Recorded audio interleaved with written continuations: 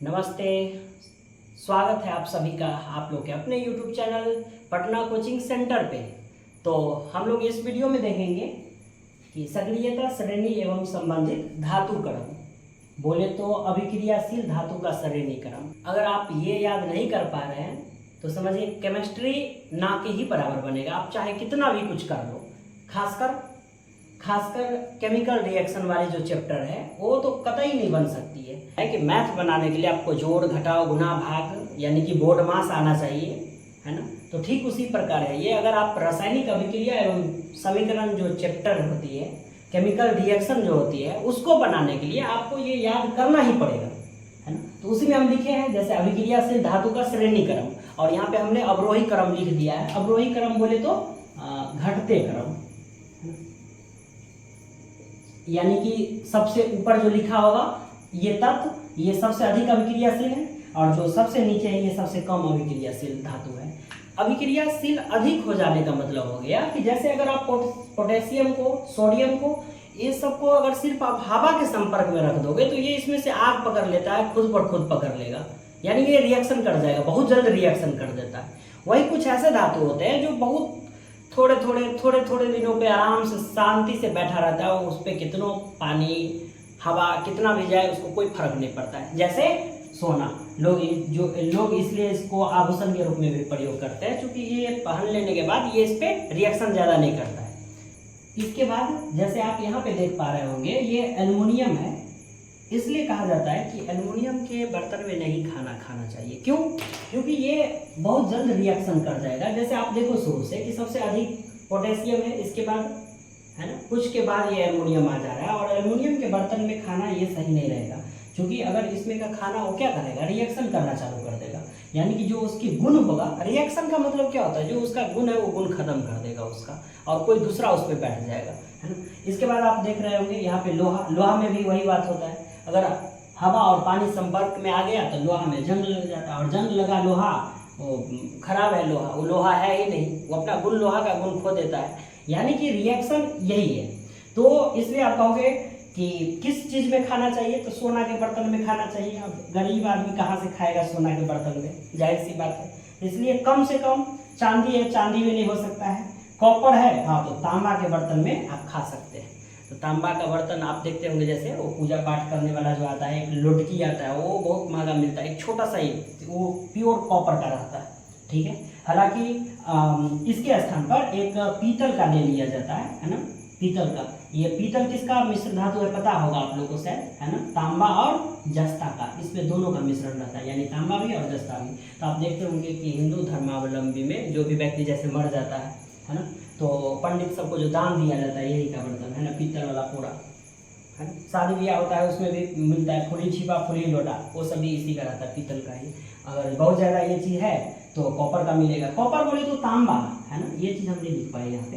Copper बोले तो तांबा, है ना, तांबा का बर्तन, ठीक है। इसके बाद ये पारा का अर्थ हो गया ये मरकरी, ये मरकरी हो गया, ठीक है। चांदी सोना ये सब तो आप लोग जानते हैं। लेड बोले तो शीशा, ठीक है, जिसे कांच भी कहा जाता है, कांच, ठीक है।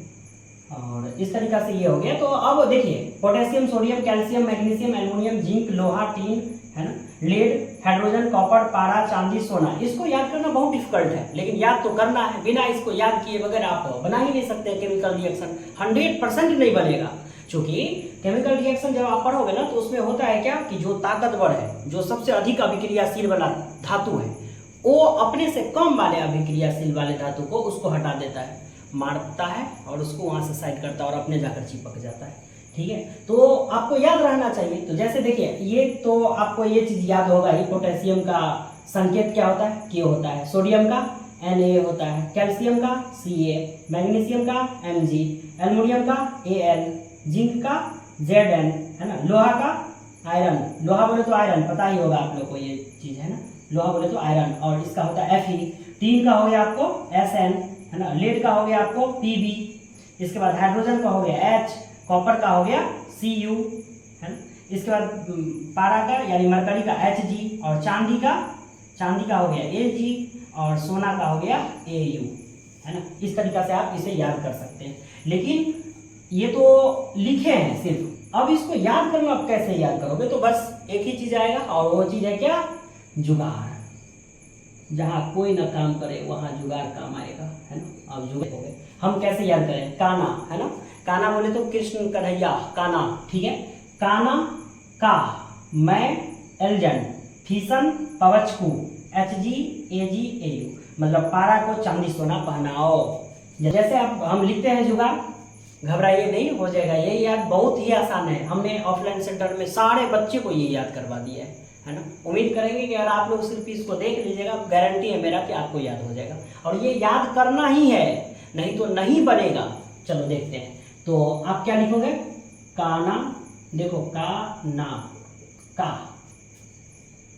मैं, देखो ये क लिख दिया यहाँ पे, काना का, मैं एल जन, ठीक है। काना का मैं एलजन। इसके बाद हो गया फीसन, फीसन। इसके बाद हो गया पवच, H कु, फीसन पवच को। इसके बाद हो गया पारा को चांदी सोना पहनाओ। यानी आप एक बार गौर से फिर से पढ़ोगे। हमने अभी हिंदी में लिखा है, इसका इंग्लिश में लिख देते हैं, फिर आसान हो जाएगा ये। काना का मैं एलजन, फीसन पवचकू, पारा को चांदी सोना पहनाओ। हो गया पारा चांदी सोना, पारा चांदी सोना। पारा को पहले चांदी पहनाना है, इसके बाद सोना पहनाना है। पारा को पहले चांदी पहना कर देखेंगे कि कोई आदमी उसको लूटता नहीं है ना। अगर लूटेगा, फिर नहीं लूटेगा तो फिर सोना पहनाएंगे। तो इसलिए पहले कम वाला पहनाएंगे, चांदी, इसके बाद सोना, है ना। तो अब इसको हम लिख लेते हैं। क बोले तो के ना, एन हो गया। का बोले तो CA, मैं यानी MG, L AL, और जन मतलब ZN। फी बोले तो FE, SN PB H Q। पारा बोले तो HG, चांदी को AG कहा जाता है और सोना को AU। देखिए ये आपको याद होना चाहिए संकेत, है ना। परमाणु संख्या जो है 1 से लेकर कम से कम 20 तक आपको याद होना ही चाहिए। और मोस्ट इंपोर्टेंट जो भी है, जैसे सोना चांदी, ये सब का भी संकेत आपको याद होना ही चाहिए।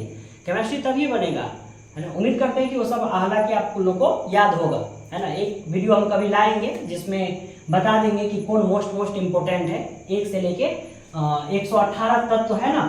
इसमें मोस्ट इंपोर्टेंट, जैसे हमने ऑफलाइन वाले बच्चे को 52 को बताया कि भाई ये सारे मोस्ट इंपोर्टेंट है, लगभग कम से कम याद करना पड़ेगा। और हाँ, एग्जाम बढ़िया बनाने के लिए कम से कम 1 से लेके 20 तक तो एकदम याद होना चाहिए।